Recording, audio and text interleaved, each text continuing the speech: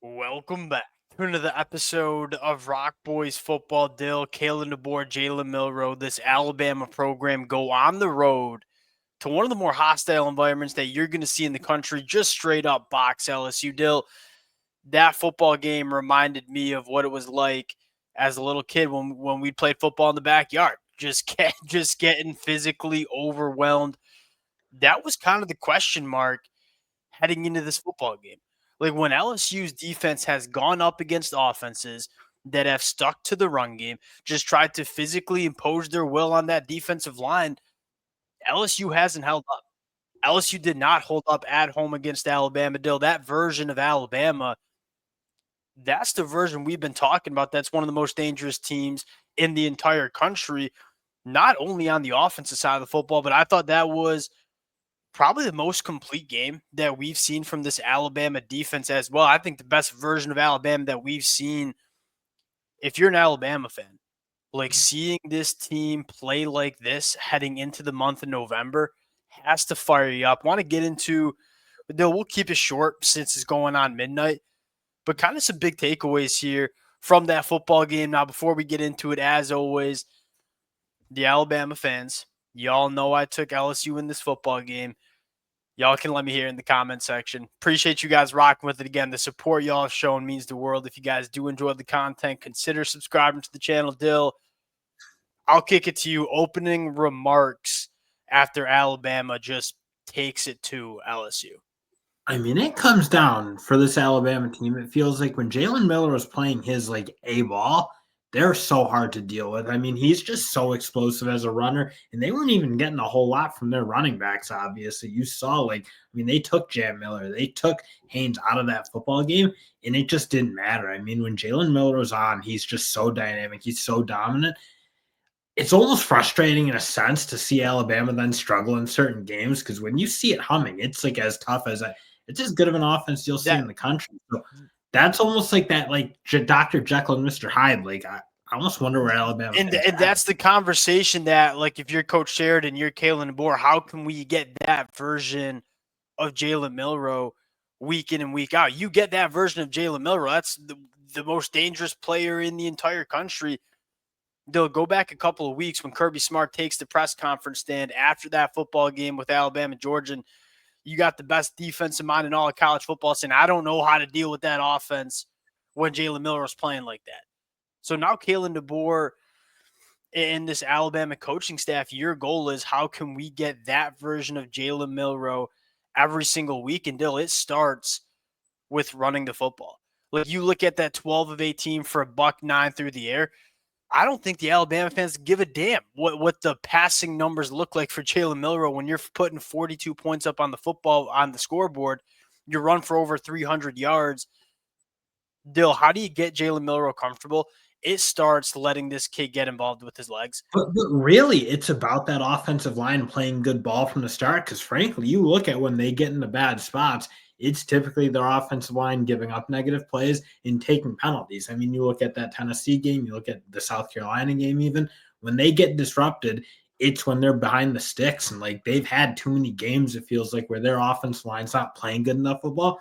Today, you look, especially on the left side, that's what you need out of Proctor and Booker. I mean, those two guys need to be kind of key figures in what everyone's doing or what this team's doing.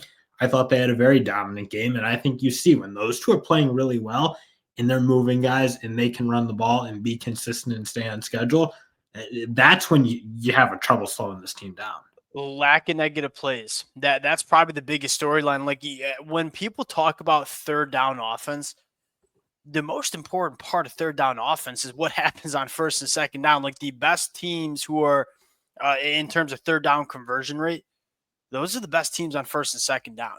You look at this Alabama team, I wouldn't say it's not built to be in third and long, but we all know when this Alabama offense is operating at its best, it's staying out of those third and long situations. It's such a hard offense to deal with when they have the whole playbook open. I don't know. I don't have the numbers in front of me. I don't think Alabama gave up more than 2 or 3 negative plays in that football game. That's how you get to 10 to 13 on third down. And when you go 10 to 13 on third down, run the football for 300 yards, you ain't losing a football game. I'm kind of with you. Like, to me, it started with the offensive line, not giving up negative plays. getting Jalen Milroe some space on the ground. If you can do that, like this Alabama offense suddenly starts to be so impossible to defend, and I think should excite Alabama fans the most here. Ryan Williams had 3 touches in this football game. Outside of Jalen Milroe, he's the best player on this football team, or certainly the best player on this offense. One of your best players was, I would say, maybe a non-factor, and you still were able to put up 42 points on the scoreboard. Should make Alabama fans feel pretty good about it too.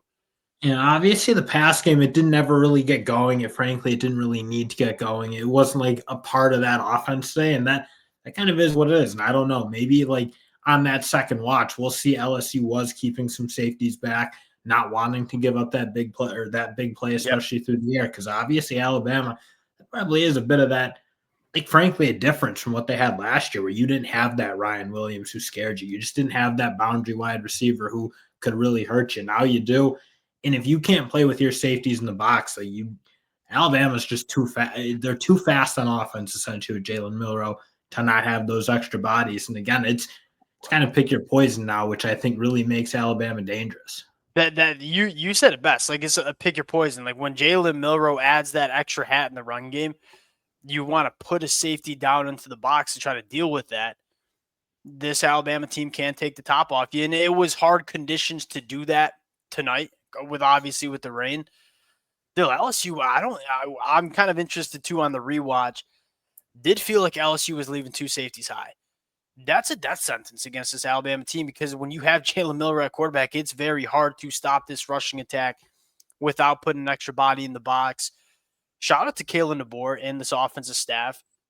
This is not 2 straight games, but when they come off a bye week, this is a very prepared football team, specifically in that first half. And that kind of goes to why we were so fired up about Kalen DeBoer in the first place. Like, just a very good football coach. This team came out ready to play early in this football game. Going to the defensive side of the football deal, Jahad Campbell, is their backer that's playing better football than what we're seeing out of Jahad Campbell?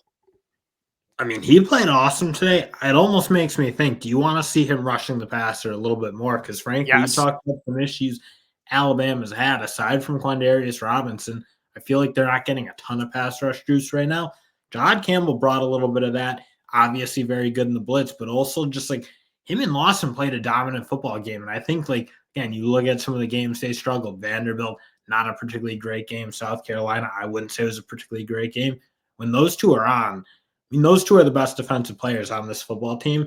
That unit needs to be buzzing. They need to be able to create negative plays from that group. They're kind of like, we talk about the offensive line setting the tone, frankly, because Alabama, if they're in bad spots, it's typically been their offensive line. If their defense is creating a lot of plays, I think it's going to come from those two. They need to have big-time games in these big games, and they did it today.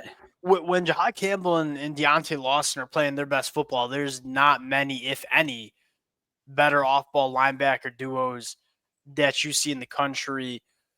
This was another one of those, like, LSU refuses to run the football. I mean, Caden Durham was averaging, 6.5, 7 yards per carry in this football game. He got 8 carries. They're stubborn, man. And this was a football game where it was going to be hard to throw. Obviously, it was wet conditions. They still didn't want to run the football. And we'll probably do a separate episode on Brian Kelly and this LSU program and like where you go from here, all this hype heading into this game, and you just kind of got, for lack of a better term, just boxed and embarrassed. Dill, I thought Kane Womack did a really good job testing the inside of that LSU offensive line and pass pro. DJ Chester's a young center, and like it's hard to attack this LSU offensive line. It's 4 straight up just NFL guys that will be playing on Sundays in less than 12 months. DJ Chester at the center spot, he's young, and Kane Womack knew that. They were giving them, they were mugging the offensive line all night. They were sending pressure in the A and B gaps. DJ Chester really struggled to pick some of those up, and you kind of know, like, one of the things, Nuss is, when he's got a clean pocket, very good quarterback. But when you can get him off platform, he certainly ain't Jaden Daniels, but he's not very good throwing off platform. He's not really good creating outside the pocket. Alabama made him do that. Nuss couldn't do it tonight. And with Dellinger down, you were obviously going to be a little bit young, a little bit inexperienced. And again, Kane Womack, that's probably been something you've been a little bit frustrated with, I think, if you're Alabama, is there's been some games where he hasn't gotten to his matchups. He hasn't gotten his best players in good positions to make a ton of high impact plays. Like you look at the Vanderbilt game and some of the other games they struggled in. But like today, I think you said it, like they knew where they could attack. They could send pressure. They have two linebackers who can be really dynamic and explosive and make plays. And they probably knew they could get after that interior with Cole Dellinger down and obviously DJ Chester being a little bit less experienced. And they were able to do it and do it to a T. My take is that Kane Womack treated this defense like it was a smothering elite defense. You got horses all along this Alabama defense at all three levels. Like the raw talent, the physical traits, it's all there. I feel like at times Kane Womack treats it like he's still coaching at South Alabama. Like go smother opposing offenses. I feel like there's a lot of bend don't break. We don't want to bring too much pressure. We don't want to give up the explosive play. If I'm Kane Womack, I'm saying I got horses all along the front seven. Let them go take over and dominate a football game. That's what you saw. Alabama tackled in space exceptionally well. We talked about it. Joe Sloan is an expert at getting his playmakers in space. There was not a lot of space created by this LSU offense, and when there was space, I'm up and tackled. Now, if you can do that against LSU, that it's going to be very hard for LSU to move the football. They're the most complete game that we've seen from Alabama this year. And again, for Alabama fans, we knew this version of Alabama existed. We've seen it at times, first half against Georgia. Can we see it more consistently to end the month of November? That's the question. Now they're on the fast track to that playoff spot. I mean, this was kind of the game. You look like Oklahoma and Auburn are the only two kind of games left, if you will. I mean, they're going to kill those two teams if they don't play bad. But the problem is, obviously, Alabama's played some bad football this year. Again, if they can use this win to springboard themselves through, they're in a really good spot, I think, for that playoff. And then again, if they're in, like you've seen it, they can beat any team on any given day. And if they're playing consistent, then they're a real problem. We talked about it before this week. Like Ole Miss, Alabama, two of the most dangerous teams in college football when they're playing their best football. We saw both of those teams play their best football. You better watch out for those two teams if they get into the college football playoffs. We'll close it out there. Appreciate you guys rocking with it. If y'all do enjoy the content, consider subscribing to the channel. Appreciate y'all. We'll talk to you guys later.